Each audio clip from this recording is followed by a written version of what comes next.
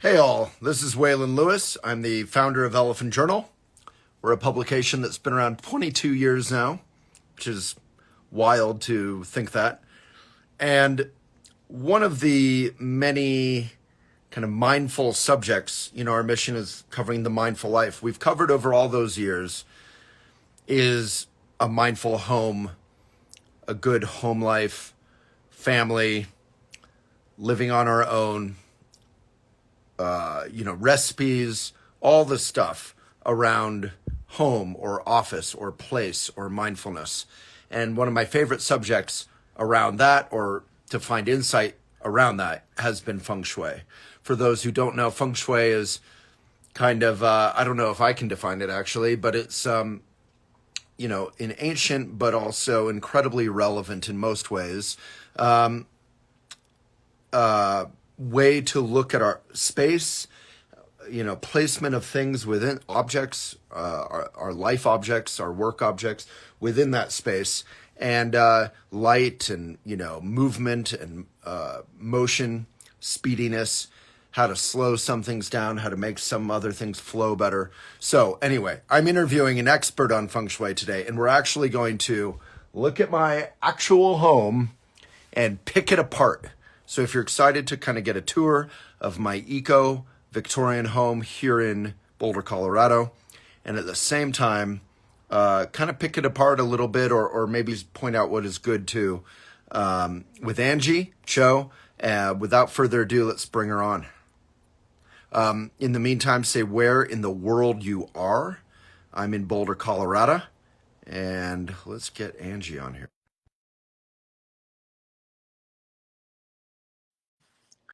It's a subject I've loved because I love space, I love home, I love elegance, I love clutter, which I know has a bad name these days. Hey Anjie, how you doing? Good. So I Piece have it. of India just had a semi-cluttered home in New Jersey. I've actually written about this stuff. Like, Anjie, maybe we can just start philosophically, just jump in. Is that okay? Yeah, let's do that. So, it's been such a huge trend over the last 10, 20 years, whatever. I feel like it's a trend fueled by guilt and not really accepting what a wonderful, cheerful home can feel like. So I wrote this article that kind of went viral saying enough of these white empty spaces. I like white. White is one of the options in the rainbow, but it's okay to have I think the traditional Victorian home was like a little bit cozy and cluttered and fun, or you can be modern and empty, whatever, but there's different options that can be healthy. Does Feng Shui agree that there can be like an option like my house where there's like wool rugs everywhere and framed pictures and, or it can be a modern kind of minimalist home? Yes, feng shui includes both aspects. Probably like if you start going to the extremes, like a home with absolutely nothing in it might as well be a hotel room, right? Right. And then one that is cluttered like a hoarder is also a big challenge, and it hurts people. But there's a whole rainbow in between, and that's one question people always ask me, like, what's the best color? Yeah. And there's no best color, and people want to be like kind of, I don't know, they think there's a magic pill for a best color, but there's no best color. But Anjie, there's no best situation. I remember all these feng shui books saying like there sometimes colors can be best for like an entrance or a certain area of the home, right? Is that true?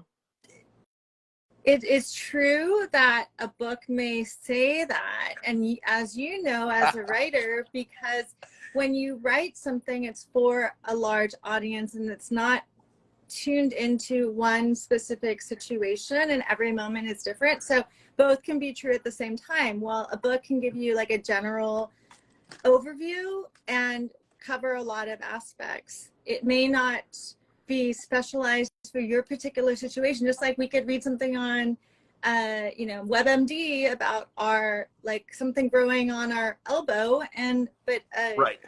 But if That's someone such who's a good analogy, tuned to Anjie. that, yeah.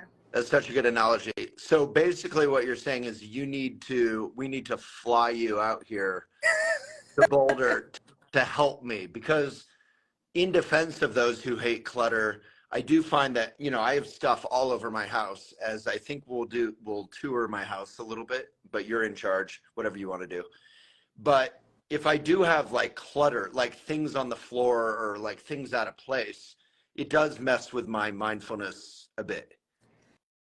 It can, but also we know that sometimes those are necessary, and those imperfections or little things in our path really help us. If we had something super, wait, I have my dog too. There's my puppy. That's Yay! Oh, I love that the doggies are hanging out. Yeah. Aw. I have another one somewhere, but I don't know where she is.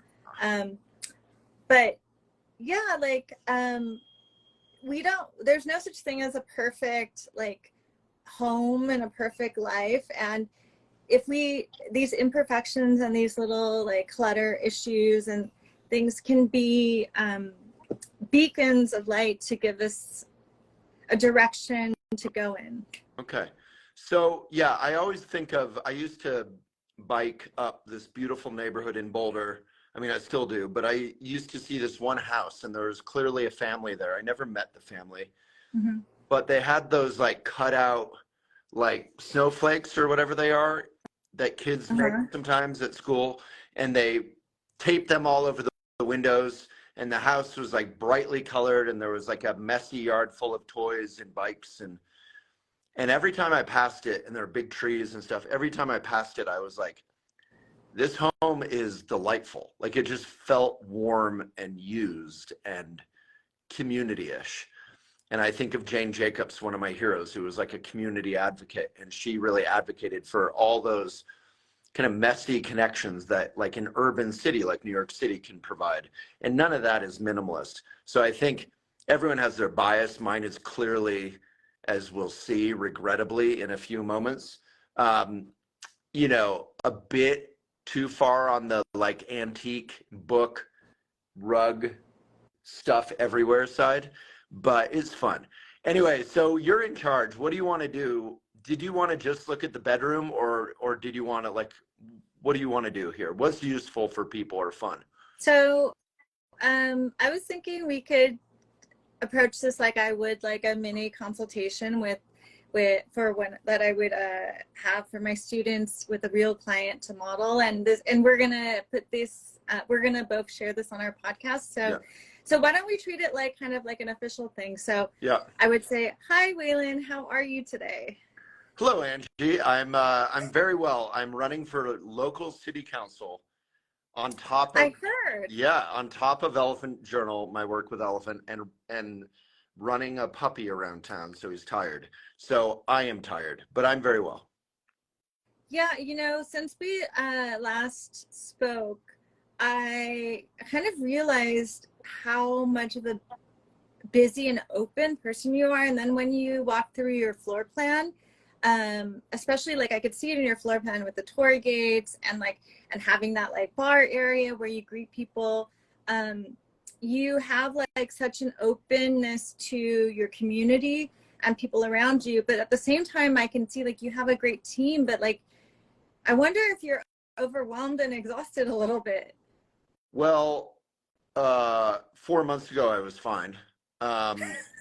With Boulder City Council on top of Elephant, on top of my life, for sure, I'm overwhelmed and exhausted.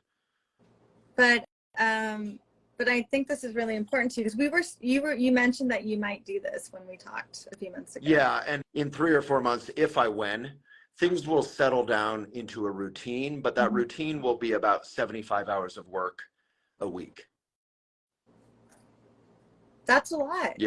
Yeah. Well, we can talk about this a little bit. So for a feng shui consultation, like usually I ask you for a floor plan, and you drew kind of one up, which I actually gleaned a lot from that. So thank you for doing that. I had no idea if any of that made sense. Everyone who's watching, Anjie Cho apparently got a lot out of one of the worst floor plans in history. I drew it and it made very little sense. That's a lot. Yeah, I'm impressed. Yeah, so well, there's actually like I could see a lot. I also looked up your address and looked up your Google Maps. I also asked you for like 3 wishes, and I also got your birth information. So usually I start with a little bit about I could talk a little bit about your 9-star key, and I think it's kind of it's a little bit timely for what's going on with you, and then maybe we can go over clarifying your wishes a little bit, and then I'm going to ask you questions about your home, and then you can feel free to show me around your home, and but we'll just sit together for a little bit. Okay, I might stabilize my camera if we're just sitting. Yeah. Sounds wonderful. I am putty in your hands. Okay. So you are okay. So in Feng Shui, we use this numerology called the 9-star key, and it's connected to the like Bagua and the I Ching and the Lo Shu Magic Square, and it's based on your birth information. So your numbers are 8, 6, 7. Have you heard of this? Okay, so you're an 8, 6, 7. So basically an 8 is like a mountain. It's in the I Ching, it's related to the mountain trigram. So your fundamental nature is a very like independent, strong person. So it's interesting that you like are so open to and share a lot of your life, but really there's like a sense of independence. Like you're a mountain that kind of stands alone, and you're very strong. It's like yang earth. It's very strong earth. You know, like a mountain is not like sand or soil. It's very compacted, hard earth. And also mountains have been, you live in the, is Boulder in the, yeah, you live in the mountains, but mountains are also very, they watch and they observe. And you can hold a lot of things in, and maybe, you hold a lot of things in and you kind of like let them go like a volcano. You get angry and then like maybe you don't show a lot. Yeah. I don't know about that. I mean, I definitely am pretty open to the point of like openness is how I process stuff and keep going and don't get stressed out. But I definitely get frustrated and will blow up sometimes. But it lasts like 2.5 minutes. But like an explosion. Yeah, it can be like that. And I usually will take myself for a walk if I get frustrated. And then the fundamental quality of you is like that yang earth, that strong earth. And also part of that is like sticking up for the underdog, really being independent. And then the 6 is under stress, or as a child, you probably like speed up, get really fast, and you get like very precise and cut people off, probably like a sword. It's yang metal. It's like very cutting. Sure. But then this last number is 7 is yin metal, and that's what people mostly see you as. And it's like yin metal is shiny jewelry, like super refined jewelry. Sometimes we describe 7 metals as like the hostess on the Titanic. That's like everything is going to be okay. Like you can be really charming. Yeah. And great at talking. So but the important thing is like the 8 is in a 9 year. So this year in 2024, you're in a year of fame and fire. So it is a year where you have a lot of potential to be seen. And so that would, I think, support you running for city council, you said? Yeah, Boulder City Council, yeah. Yeah, so you have that on your side, and I think you're okay with like good and bad, everything coming out. Like that's kind of you're in the spotlight, in the sunlight this year. Yeah.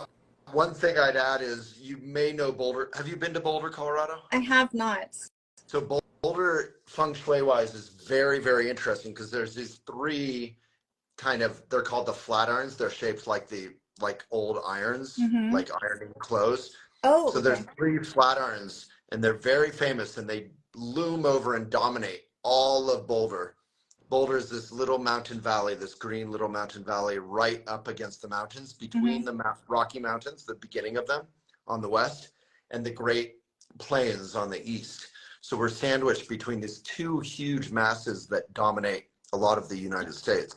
And these big Flatirons that are gorgeous and just remind you of nature and power. I think they're like the dragon symbol maybe in Feng Shui. They're right outside my window, right there. Everyone, pretty much everywhere in Boulder, you can see them. Well, that's part of that kind of quality of those mountains is what you embody. That's your fundamental nature. Well, I was born here, so that works. Yeah, and I'll make it out there sometime. I need to go to Drawla Mountain Center, but oh yeah, they would love to host you. Anyway, we'll stay focused. Yeah, that would be great. Okay, but also this fire is actually very nourishing for you because fire creates earth.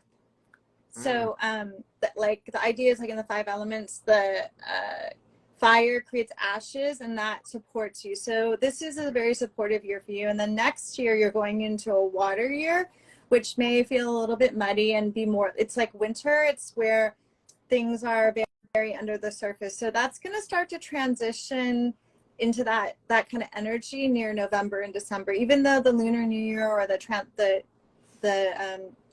transition in the Chinese calendar happens on February 3rd or 4th. It's still like, it's a slow transition. So you're kind of in this year of fire now. And then fire is very nourishing for you because you've told me before that you have you like red, I think, and you have red around you. So that's a very nourishing color for you. Yeah, like my childhood favorite color was pink. And then a teacher when I was a little kid told me I couldn't like pink because I'm a boy.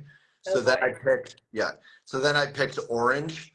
And I think even to this day, like the color of like whiskey or like beautiful tiger oak wood is probably my favorite color. Well, that's earth color actually. Like so brown is, well, that's like a combination of red with the earth. So earth is like brown and yellow, and orange can be either earth or fire. So like fire can be very like, I think like you talked about a buttery red for your Torii gates at your home. So that's kind of a more vibrant, I'm thinking like. And I have these like cozy blankets everywhere that are red. Yeah. And the rugs are often red, and red is definitely up there for sure. Good. So you already kind of like know like what's nourishing for you. Okay. So the things that you wanted to work on were, I'm going to say a little bit generic, but what did I that's okay. say? I don't even remember. Okay, yeah. But I know you meant them. Okay, you can get under my skin too. Like if I can get more specific, you can draw it out of me and I'll start crying. Okay, all right. You want to cry? I can. No, I'm just kidding. Well, you know what then? I'm going to skip your 3 wishes and just go into what I saw on your floor plan. Okay. I think my 3 wishes, if I remember, I think, I'm a big lover of life and family and love. I wrote, speaking of red and gold and all this stuff, like one of my books is about the Buddhist notion of love. And I think, my engagement ended and my old beautiful dog died last year. So, I kind of lost a lot of like love in my life. So I think that probably what I wrote, I have this wonderful home and community and, and there's lots of people coming over and stuff, but I don't have that inner home life. No, you didn't. You kind of like danced around it. You said a loving, wholesome, fun, chaotic, genuine family. Yeah. But you didn't write about having like feeling, having a partner, feeling, having just having a partner and having your own family. Yeah, it's a bit like I just arranged this big, beautiful picnic in a park for my partner, and then no one shows up. That's a little bit of the energy of this year. Well, I could see this in your floor plan, actually. So, I'm jumping ahead in my list, but I'm going to go for it. So your home, if we stand in the front door and we look at the far left corner, you have a secondary entry. You have your back door there, right? Well, I don't quite get it. So I can just like film what mudroom. Your mudroom? I'll just tell you. There's my front door. Okay, if you see it. Stand at your front door looking in. Oh, looking in. Okay, you can't see the back door. No, but like what if you look straight and you kind of go to the right, that's your mudroom and your secondary entrance, your back My door, mudroom, right? you'd have to go left, and then you'd have to go like Yes. either through there, Yes, like and then it's to the center, right. or the kitchen, and then Yep. you would go over here to the mudroom. Yeah, so And beware, the mudroom is cluttered. Oh, okay, let's stay here. There's If you don't stuff mind. all over. Okay. Like I'm a zero-waste grocery guy, so there's jars all in those. Yeah. Okay, so this on the Bagua map represents your relationship area. Oh. This represents your primary relationship. Okay. It represents a romantic partnership or a marriage. Wow. It also represents your mother, your feminine element. It represents yin earth.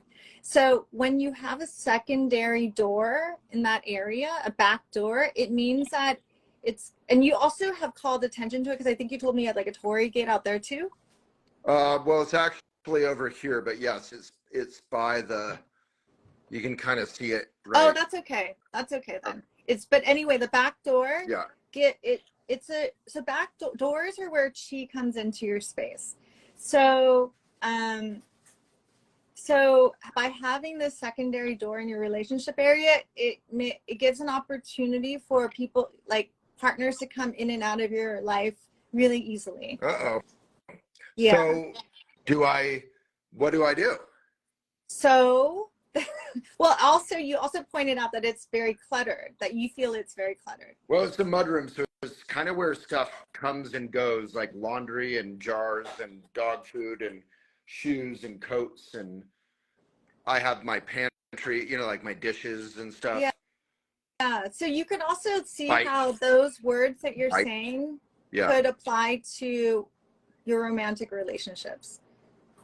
Right. It's like where things come and go kind of thing. Things come and go and things pile up in there, or that people can come in and out easily. Yeah. That's just what it means energetically. So what you can do is there's some simple ways to work with this. One is to, you could get like a shopkeeper's bell. You know what those are? Yeah, like on the door. Yes. So it's like a way of energetically letting you know you have bell. Okay. And then look. Oh. And then this is irrelevant. There's my 40-foot treehouse up there. But I also have. Okay. No, but that's different. Yeah, that is not connected. Yeah. You want it on the door. Okay. So that's good. But you may want to refresh those. Okay. How long have they been there? I don't know. Definitely like a couple years. Okay, so maybe take them down. Maybe you can like clear. You could even just bring them into sunlight for like a couple hours. A powerful time is the most yang hours of the day are between 11 a.m. and 1 p.m. And maybe just kind of, you know what I think actually like put them out in the sunlight for like around noon for some time with the intention that you're going to use that sunlight, that yang energy to kind of clear and set a new intention to know, like to be more aware of what's happening when potential like romantic partners, long-term partners, a partner shows up in your life, that you're not letting them come in and out of your life, that you know that when things are slipping away, that you know when that you can be losing that chi, but you're aware of it. And then also do the same at midnight one night, so that you're also bringing in the energy of the moon to the yin energy. That's so interesting. And then I've heard that is problematic. I think this was feng shui. If the back door right behind me is like used more often than the front door, is that true? It's not problematic as long as you do use your front door sometimes. I do. Do you use your front door regularly? Like always, like make it a priority to use your front door, because that's where the main chi comes in. Okay. Like every time you walk your dog or you get your mail, like once a day. Because some people don't use the front door at all. Like they only use their back door. Yeah, I'm kind of guilty of that. I definitely use the front door because I remember reading that. But I definitely, like, probably 8 out of 10 times use the back door. That's okay as long as there's an intention, because the front door is where like people, that's where the chi can find you. And this also affects how you can find a partnership too, because it's really the way the chi comes in formally. So if you formally want to make the shift in your life to invite a partnership to start like having that warmth in your life, you make that intention. So like just like do something like every time I get the mail, you're only getting the mail through the front door, or you're Yeah. only getting, Well, I always walking your get the dog. mail. I like the dog thing. The back door reason is because I'm always biking. So I bike into the backyard. You know, similar to people who drive into the garage and don't use the Yes, front door. exactly. But you know, it's not easy to find a partner. So you need to like make shifts in your habitual patterns that you do out of ease I to love bring in that chi. I love that, Go Angie. back to that. Oh. So I think also you need to move, if you need those things in there, let go of what's in there that you haven't touched in like a year. My God, I so agree. It's like my road bike, which I no longer use because it's so dangerous in Boulder.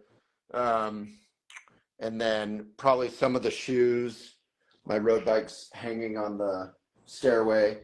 And then some of the storage, the stuff, I just have to go through it, and I never do.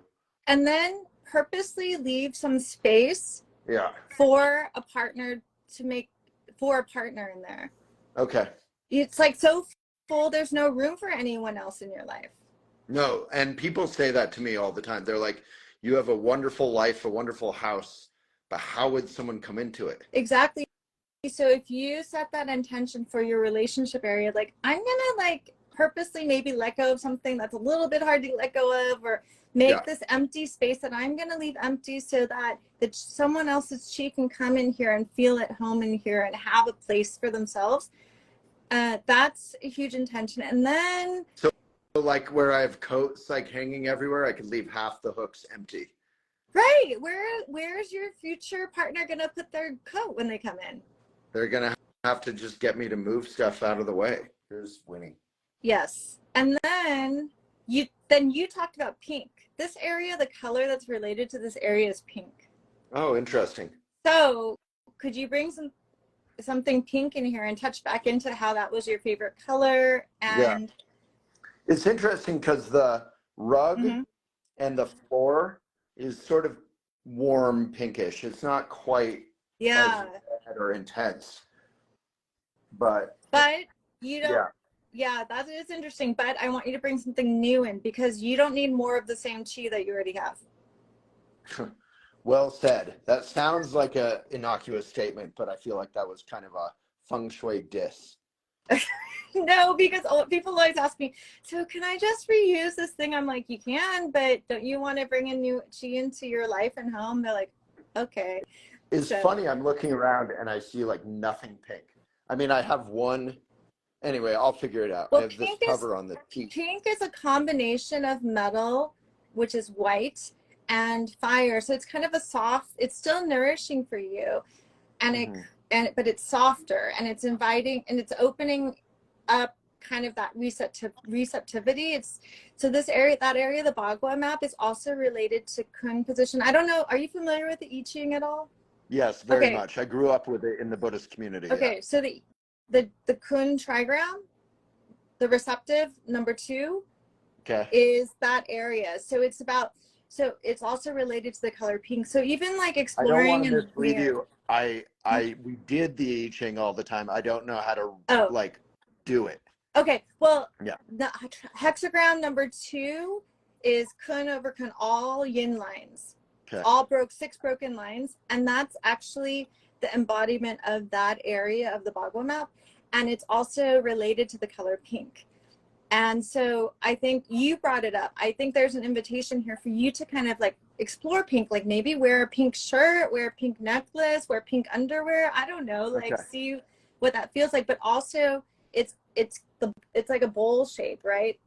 Receiving. Are you ready to receive a partner? Are you ready to hold someone in your life? And how can you create that space instead of filling up that space? How do you create a place for someone to be there with you? I love that.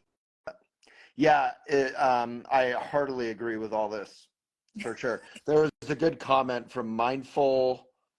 Did you see that? Mindful No. Empty Nectar. Love the idea of creating physical space for other people or valuable things, such as a new pastime to come in. Yes.